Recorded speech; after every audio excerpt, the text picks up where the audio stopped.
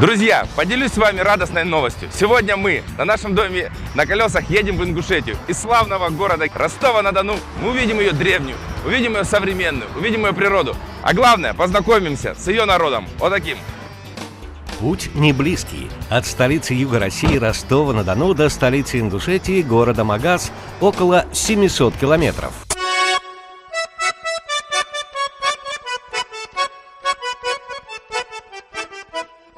Даже самая дальняя дорога начинается с первого шага. А чтобы путь был добрым, есть на это соответствующая примета. Так, тихо, знак доброй воли.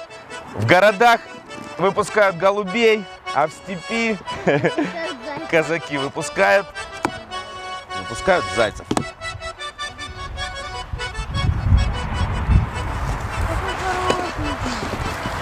Смотри.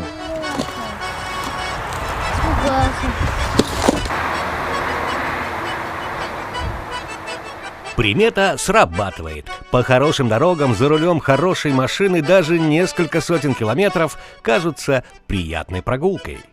Весь день в пути. Несколько республик проехали, областей и краев. И вот мы в Ингушетии. Нас уже ждут наши ингушские друзья. Впереди много событий. До скорого! Уже хорошо известный нам ростовский путешественник, коренной казак Максим Ильинов, в эту дальнюю экспедицию отправился с сыном Тихоном. Друзья, знакомые отговаривали, с ума, говорили, сошел. Другая республика, чужие горы, чужой народ. Да какие же они чужие, отмахивался Максим. Но волнение, конечно, присутствовало. Решил положиться на старинную истину. Утро вечера мудренее. Посмотрим, как нас встретит ингушская столица.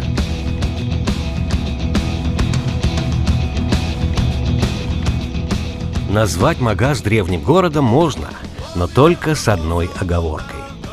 Цивилизация действительно очень давно облюбовала эту долину. Археологические находки на этом месте датируются аж 3-м тысячелетием до нашей эры. Магаз впервые упоминается в исторических хрониках с X века. Но в 13 столетии сюда пришла татаро-монгольская орда, и от цветущего города остались руины. Время поглотило и их. Первый камень в основании нового Магаза был заложен 23 февраля 1994 года. Город возвращается из небытия четкой геометрией новых кварталов, цветением садов и великолепием дворцов. В самом главном из них побывали наши герои. Прием у самого главы Республики Ингушетии. И есть от чего прийти в волнение.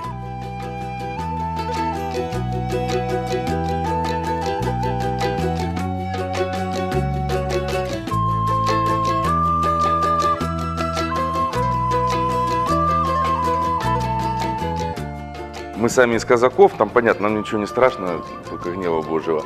Вот. А остальные говорят, ну, почему туда, как бы, ну, поедьте, ну, Кабардино-Балкария, Карачаево-Черкесия максимум, ну, Чечня, Ингушетия, как бы там, зачем? А я, ну, с точки зрения быта, вот, башню-то посмотрели, дочка говорит, а там дракона не хватает, и, ну, как принцесса живет. Вот, это очень здорово, как бы, и вот, как народная дипломатия получается, потому что, ну, вы политики, там, политические вещи сами там переговорите. Ведь фобия, они от недопонимания. Вот когда люди не говорят с друг другом, вот он злой, а когда поговорили, гля, там классный парень. Если брать там уклад жизни казаков чисто, ну, он больше похож на наш уклад жизни. Там, суровость, там присутствует много вещей, и семейственность, там, и традиции, старшие, младшие, женщины свое место знают, мужчины свое, все знают. Да, да, с детства это вот все идет. Да и по рождаемости тоже. Рождают, то есть это вот уклад. У нас общая история, у нас и трагические страницы тоже есть. И, конечно, когда можно делать протокольные вещи, а когда вот семья поехала, остановился, зашел в дом, водички попил, попросил воды, а там сказали, садись, чай попей, покушай, покормили, в дорогу что-то дали. Там подошел к чабану, который там баранов пасет, с ним посидел, пообщался. И люди увидели. Оказывается, нет ничего там такого сверхъестественного. Еще нормально, оказывается, и все люди живут, и никто никого не гоняет. Ребята приезжают, вот такие как ребенок Тихон приехал, там, с папой, там, семья приехала. И, конечно, дальше закреплять это через семейные узы. Что у нас визитная карточка является? А, гостеприимство. Б, это наш уклад старинной жизни. традиция обычаи, сейповые вещи. И башни эти комплексы. Это башни же не просто так. Эти башни, они были таким фундаментальным вот, семейной ячейки. Ну и, конечно, вот эти взаимоотношения, которые складывались между нашими народами, между там, горцами, казаками, тоже были яркие, там, хорошие страницы. Можно мы сфотографируем с вами с Тихоном? Конечно. Когда глава республики говорит запросто, как хороший знакомый, даже в официозе залов для приемов начинаешь чувствовать себя намного уютнее. Если он не просто ведет речь о гостеприимстве, а на самом деле радушно встречает, уже можно составить представление о широте души всего ингушского народа.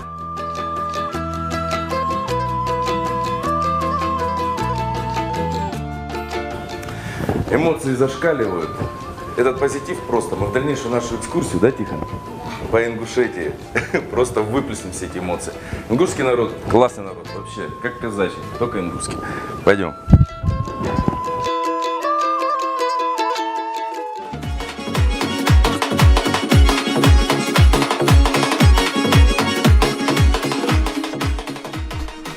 Ингушетия – страна каменных башен. Самая главная и самая высокая в центре молодой столицы. Это копия средневековой ингушской боевой башни, только увеличенная в 4 раза. Ее высота 100 метров.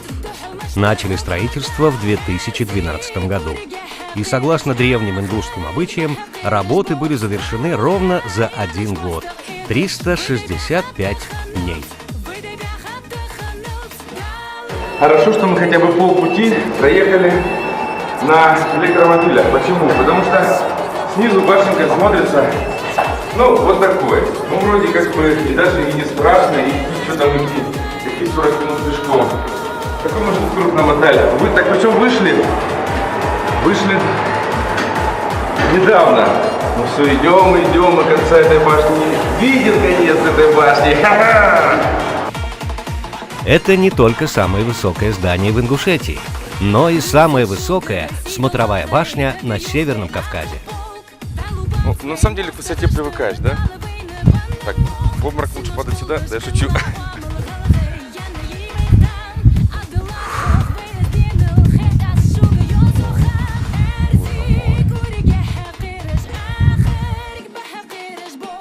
Весь Магаз как на ладони. Цветущий город в обрамлении горной цепи Кавказского хребта. Там, ближе к ущельям и скалам, перевалам и водопадам, истинная Ингушетия.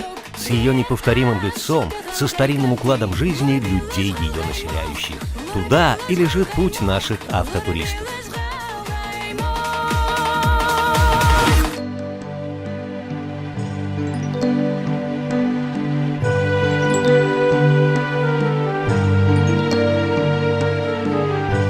Величественные древние горы, чистота нетронутой природы.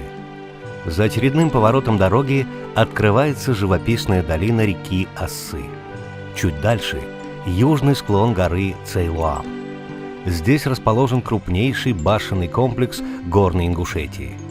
Некогда политический, культурный и экономический центр Таргимской котловины – древний Эгикал. Эгикал, да? Да, самый большой башенный комплекс на территории Республики Ингушетия, наверняка и во всем мире. Эта башенный комплекс насчитывает около 60 руинированных башен. Именно руинированных? Руинированных. А, руинированных. Да. И одну целую полубоевую башню. Это вот которая... Да, это которая по центру...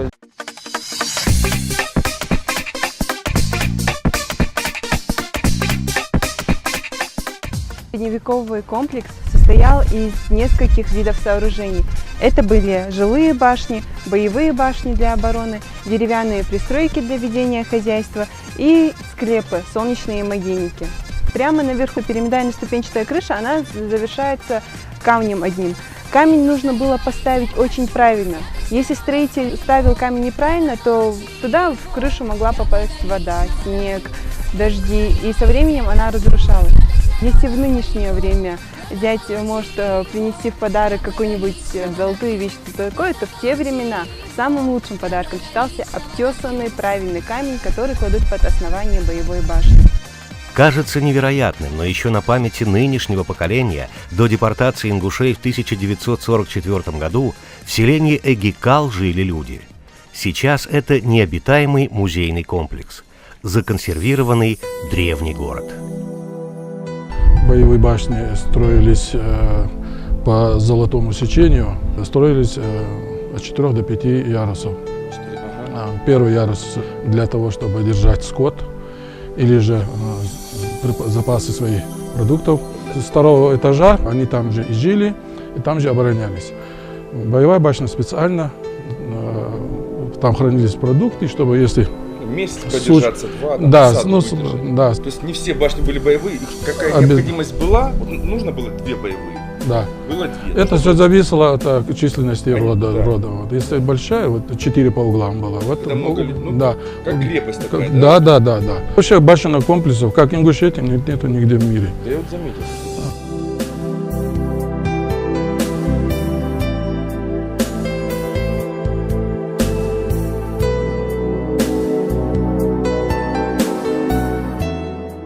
С древних времен ингушские семьи или тейпы строили свои родовые башни. Надежный дом, защита, олицетворение единства всего рода. Как станицы и родные курени для казаков. Ценности вечные, незыблемые и общие для, казалось бы, таких разных народов.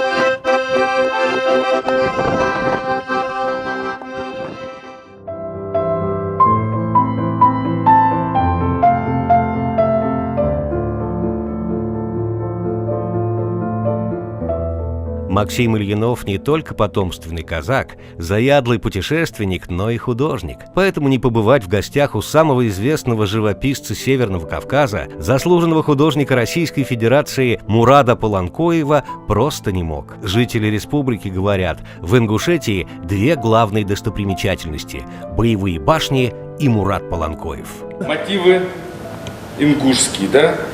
Традиционный национальный костюм, архитектура, пейзажи Ингушетии, да? Это родовые башни, Пялик, это Оздоевых, Волнушки.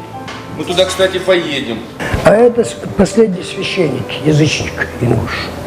Умер он в 1930 году, триптих. Вот он прощается с храмом. Он должен быть чисто белым, и с ним должна быть юная девушка в чисто белом. И вот он прощается с храмом, ну, значит, вот видите, свинья уходит. Свинья уходит. Кабан. И кувшин разлился с вином. Якобы это намекает, что он не будет пить, не кушать свинину, если ислам примет. Это языческий храм, который сегодня существует на этом же месте. И это один и тот же храм на Столовой горе. Талант Мурада Паланкоева не знает границ. Это давно признано во всем мире. Он не только художник со своей уникальной манерой живописи, каждое полотно которого воспевает красоту родной Ингушетии. Паланкоев – оружейных дел мастер. Используя технологии старых оружейников, делает клинки, доспехи, стрелы, луки. Это вовсе не бутафорские изделия. С такой амуницией любой древний воин без сомнения пошел бы в бой. Зато в щель. Дом Мурада Паланкоева тоже произведение искусства. Воплощая еще один талант – строительный, художник возвел собственную родовую башню. А 2-й этаж и 6-й этаж, или 5-й этаж, тут 6 этажей, каменное перекрытие, арочное. Почему? Потому что если вы сюда зашли, я вверху, вы можете поджечь здесь, если деревянное перекрытие. Да. А каменное из-за этого сохраняется. Да, и оно как фундамент укрепляется. Я дышу тобой, я живу тобой.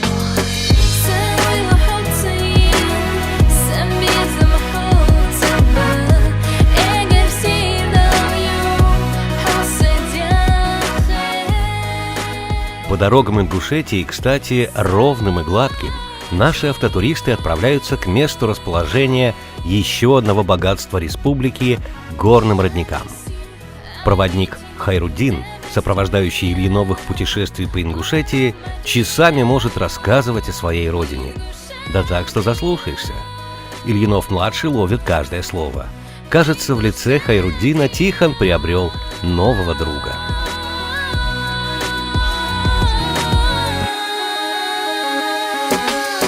Звезды здесь сверкают, как бриллианты. Солнце луч ласкает своим взглядом. Небо застелено белоснежным облаком. Ночная луна из золота высшей пробы. Земля богата своей плодородностью. Воздух насыщенный ароматом и свежестью. Вода святая, кристально-родниковая. Природа, как на картине, нарисована. Здесь капля дождя слаще меда. Местные жители рассказывают, что здесь уже проходили раненые животные, что с раненой лапой медведь сюда приходил и окунал свою лапу в эту серебряный источник и приходил до тех пор, пока эта лапа не вылечится. Даже... Излечивались? Да, излечивались. И люди просто подметили, да? Да. Это поэтому такое столпотворение? Да. Ученые могут рассказать о том, что ионы серебра, растворенные в воде источника Археоврахии, обладают мощными бактерицидными и антимикробными свойствами. Но Максим Ильинов, который окунался в десятки источников, считающихся целебными и чудодейственными в православном мире, знает, что дело не в этом. И когда его омывает хрустальная влага из ингушского горного родника, он испытывает то, что обозначается одним емким словом – благодать. Дар, который преподносят высшие силы человеку, не считаясь тем, казак он или ингуш, христианин или мусульманин.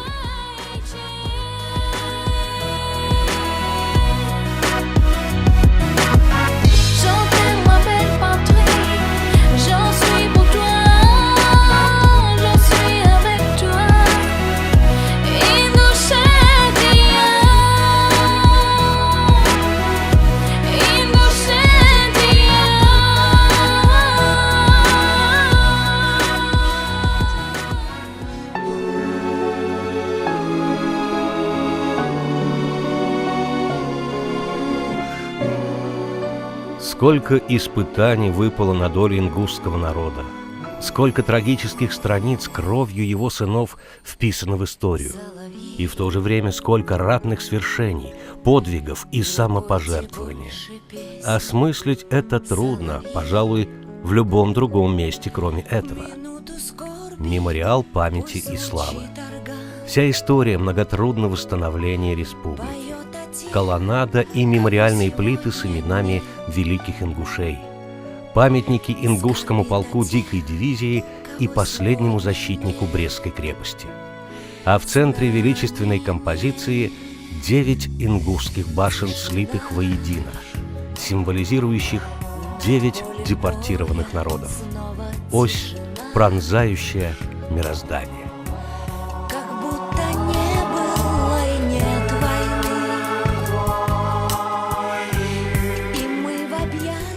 Этот памятник, этот парк посвящен всем тем значимым событиям ингушского народа, да. Да, от вхождения в состав России до событий 2004 года. Здесь уже репрессии ингушского народа, когда их ссылали в Казахстан в 1944, да, 23 февраля.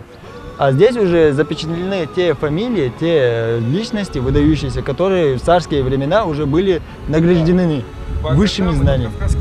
Да, это уже кавказские войны. Это те солдаты, те воины, которые входили в состав дикой дивизии. И не только. Этот бой, он позади уже, кровавый бой. Опять кого-то с нами нет уже. Остался кто-то на чужой земле. Остался кто-то на чужой земле. Той земле. Соловьи, не пойте больше песен, соловьи.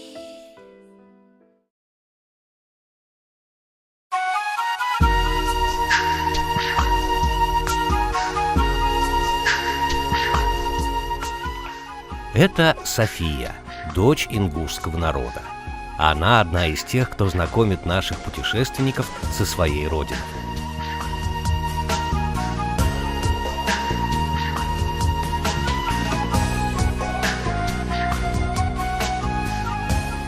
Берем кусочек теста, делаем Вершины горы зеленив при свете дня и ночью лунной. Ильиновы пригласили Софию в свой автодом. Благо, все под рукой, и мастер-класс по приготовлению национального блюда удается на славу. Люблю всего сильней на свете я, тебя, святая сторона, моя родная Ингушетия. Тебя, святая сторона, моя родная Ингушетия.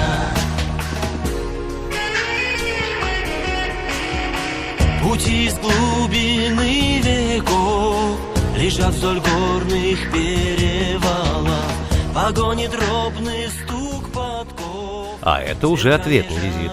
Тихон немного смущается, но маленькая хозяйка, наверное, на уровне генетической памяти, следует древнему принципу. Мой дом – это твой дом. Так ее народ принимает дорогих гостей. А на праздничном столе главное блюдо. Конечно, то, которое дети приготовили своими руками.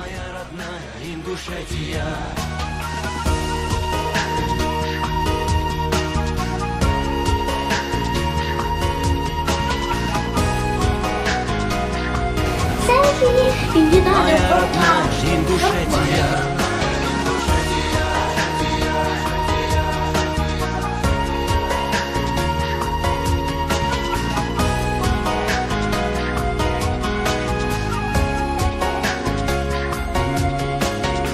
Растут таланты на волне труда, раздумья, вдохновения, известны нынче всей стране.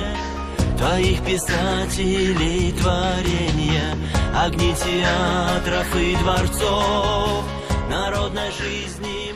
Благословенный край, о котором так много узнали наши путешественники, теперь всегда будет с ними. Возвращаясь домой, они увезут его частичку в своих сердцах. И эта частичка с неизъяснимой силой магнетизма будет тянуть их обратно, звать вернуться сюда вновь и вновь. И Тихон на обратном пути, глядя в окошко на проплывающие мимо горы, вспоминая своих новых ингушских друзей, прошепчет чуть слышно: «Я буду по вам скучать».